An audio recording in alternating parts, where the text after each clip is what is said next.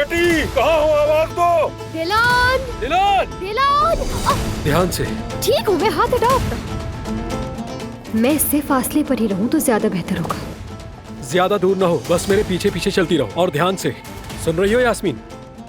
यास्मीन, यास्मीन। तुम ठीक हो ना कुल? हमें रुकना नहीं चाहिए। मैं तुम्हें गाड़ी तक छोड़ाता हूँ। अगर मैं गुम हुई होती तो भाभी एक लम्हे को भी ना रुकती। दिलान मिल जाएगी, हम उसे ढूंढ लेंगे। वो ढूंढ लेंगे हमें बेबी। उस वक्त तक हमें हार नहीं माननी। हम अपने घर वापस जरूर जाएंगे। ये तो दिलान का है। हारून, मैं मजीद यहाँ नहीं बैठ सकती, मुझे जाना है। संभल के। सबिया साहिबा, क्या हो गया सबिया आपको? खातून, कदर। लीजिए सबिया साहिबा, पानी पी लीजिए। बारान खुदा के लिए ढूंढ लो हमें। इतने बरसों बाद मैंने उसे पाया, अब कैसे खो दूं दोबारा मैं उसे?